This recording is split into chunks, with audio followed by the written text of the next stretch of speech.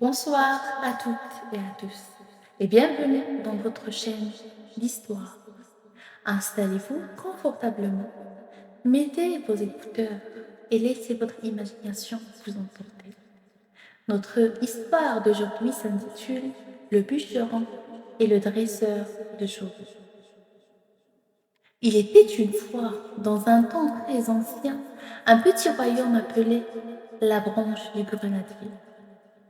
C'était un royaume modeste, mais d'une beauté rare, un printemps éternel, des fleurs à perdre de vue et des montagnes si hautes qu'on aurait dit des gardiennes de pierre. Aux abords de ce royaume vivait un homme nommé Étienne, un pauvre bûcheron. Il habitait une cabane de bois au bord de la grande forêt. Chaque matin, il partait, sa hache sur l'épaule, affronter la forêt comme on affronte la vie.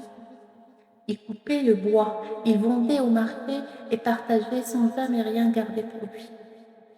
On lui disait: Étienne, garde un peu pour demain. Il souriait simplement et répondait: Et qui donnera aux pauvres si je garde tout pour moi? Un soir, alors que le soleil disparaissait derrière les arbres, Étienne entendit un bruit étrange, un hennissement aigu, presque douloureux. Il suivit le son et découvrit, au bord d'un ruisseau, un grand cheval noir. Sa patte saignait et ses yeux brillaient d'une lueur étrange. Mais le plus surprenant, c'était la façon dont il buvait. Il trempait ses lèvres dans l'eau, puis les retirait aussitôt, comme s'il n'avait jamais appris à boire. Intrigué, Étienne s'approcha doucement, une corde à la main. Et soudain, une voix grave résonna. « Arrête, ne me fais pas de mal !» Étienne sursauta. Autour de lui, personne.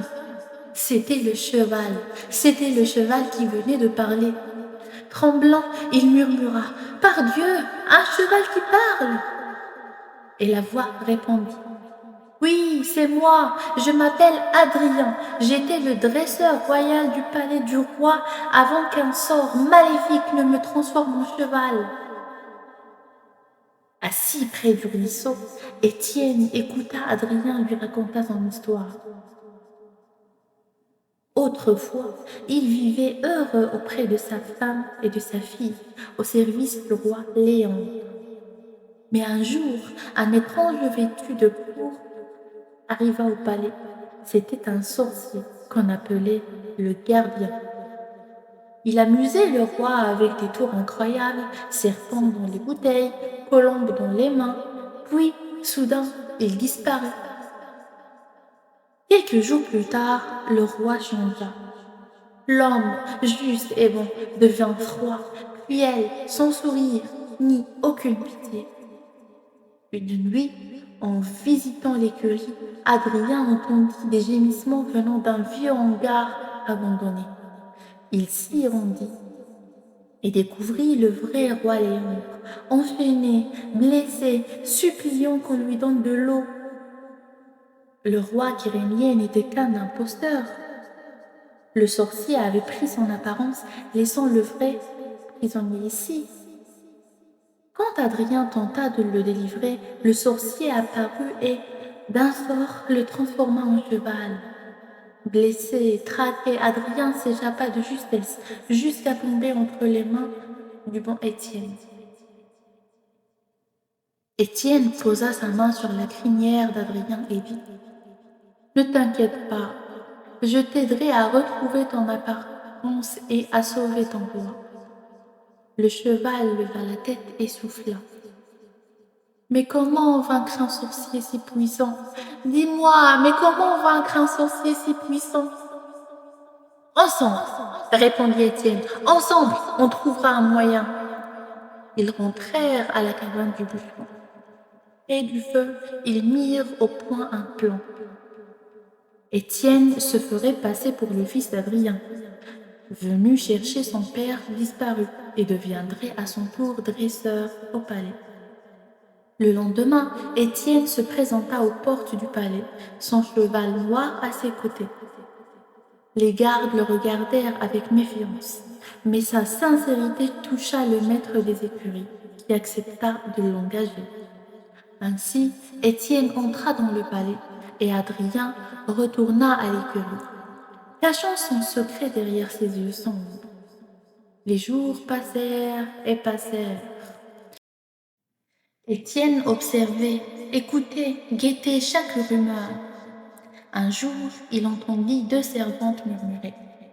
La reine et la princesse sont parties chasser, mais on ne les a jamais revues. L'autre répondit. Et pourtant, le capitaine de la gare jure qu'aucune sortie n'a eu lieu depuis 2 semaines. Le cœur d'Étienne se serra. Le sorcier les avait sûrement capturés. Cette nuit-là, Étienne prit une décision. Avec l'aide d'Adrien, il escalada la façade du palais et entra par une fenêtre bleue. Il se cacha sous le lit royal. Peu après, le roi entra. Devant un grand miroir, il retira une chaîne noire autour de son cou. Et soudain, son visage changea. Sous les traits du roi apparut celui du sorcier, au regard brûlant et à peau grise et ridée. Puis, un grand faucon entra par la fenêtre.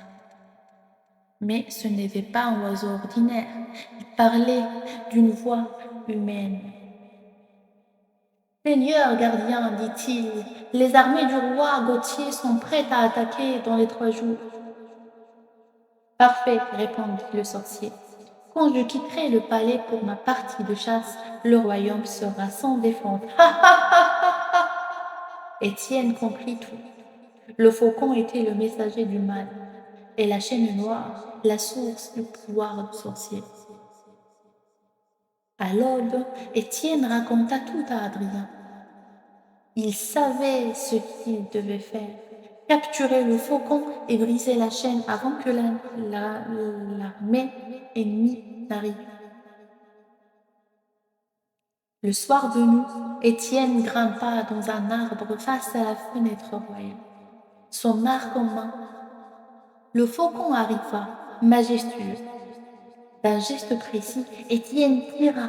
La flèche traversa son aile, le faucon tomba, hurlant entre cris d'oiseaux et voix d'hommes. Étienne bondit, le saisit avant qu'il ne s'enfuit. Le faucon gisait au sol, blessé, le regard haineux. Étienne le saisit toujours et d'une voix ferme lui dit « Parle, où est le véritable roi Léandre ?» L'oiseau cracha un rire, sifflant. « Ha ha ha ha! Tu es bien audacieux, bûcheron. Le roi t'est enfermé dans la tour du nord, mais tu n'atteindras jamais le sommet. Le gardien t'attend déjà. Ha ha ha ha ha! » Avant qu'Étienne ne puisse dire un mot de plus, le faucon se tordit, poussa un cri et se changea en poussière noire. Le sortilège du sorcier venait d'effacer sa trace. Adrien, témoin de la scène, frappa le sol de son sabot. Nous n'avons plus de temps à perdre. S'il sait que le faucon est mort, il attaquera ce soir même. Sous un ciel rouge comme le feu, Étienne et Adrien s'élancèrent vers la tour du nord. Les gardes, charmés par la magie du sorcier, tentèrent de les arrêter. Mais Adrien, d'un bond puissant, les dispersa. Étienne grimpa l'escalier de pierre, haletant, tandis que la voix du sorcier résonnait dans tout le palais. « Insolent! Tu veux libérer un roi que même le ciel a oublié ?» Le vent se mit à hurler. Les torches s'éteignirent une à une. Devant la porte de la dernière salle, Étienne leva la main.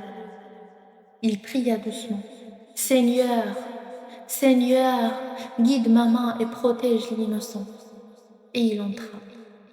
Au centre de la pièce, le sorcier l'attendait, drapé dans sa cape pourpre, la chaîne noire pendue à son cou comme un serpent vivant.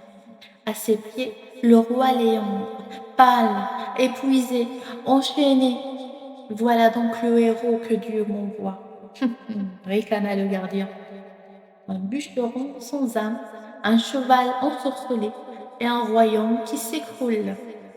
Ah ah ah! Étienne brandit sa hache. Je ne suis peut-être qu'un bûcheron, mais ma hache a toujours coupé le bois pour nourrir les hommes, pas pour les soumettre. Le sorcier leva les bras. Des éclairs jaillirent du sol, frappant les murs, tandis qu'un cri déchira l'air. Adrien venait de forcer la porte et surgit dans la salle, ses yeux flamboyants. Adrien, la chaîne! Cria Étienne. Le cheval bondit, renversant le sorcier. Mais ce dernier attrapa sa crinière et hurla une formule obscure. La peau du cheval se couvrit d'étincelles, il chancela, vacilla. Alors Étienne, dans un ultime élan, lança sa hache. La lame fondit, l'air toucha la chaîne noire, et dans un éclat de lumière, le sort se brisa. Le sorcier poussa un cri inhumain avant de disparaître dans une fumée sombre. Adrien s'effondra, puis lentement retrouva sa forme humaine. Étienne s'approcha, ému. Adrien, Adrien, tu es libre! Le roi Léandre, délivré de ses chaînes, leva les yeux vers eux. Vous m'avez rendu la vie et mon royaume. Il posa la main sur l'épaule du bûcheron. Étienne, ah, Étienne, tu es un homme simple, mais ton courage vaut toutes les armées. Oui, se tournant vers Adrien. Et toi, fidèle ami, ton cœur pur a vaincu la plus sombre des magies. Les jours suivants, le royaume se releva. Les cloches sonnèrent, les rivières retrouvèrent leur éclat. Le peuple, apprenant la vérité, acclama le retour du vrai roi. Étienne refusa les richesses et les titres. Il demanda seulement à rentrer dans sa forêt, là où la vie avait toujours été simple et juste. Le roi sourit. Alors, tu seras le gardien de la forêt du grenadier. Que ton nom y soit à jamais gravé. Adrien, lui, resta au palais, reprenant son rôle de maître de chevaux. Mais chaque printemps, il allait rendre visite à son ami. Et autour du feu, les deux hommes riaient, se rappelant la nuit où un cheval et un bûcheron avaient sauvé un royaume. Ainsi s'achève l'histoire d'Étienne et d'Adrien, le bûcheron et le dresseur de chevaux. Deux âmes unies par le courage et la foi. Et dit-on encore aujourd'hui, quand le vent souffle dans la forêt du grenadier, on peut entendre le galop d'un cheval noir et la voix d'un homme qui murmure « Ensemble, toujours ». Merci d'avoir écouté cette histoire et je vous souhaite toutes et à tous une bonne et douce nuit. À la prochaine.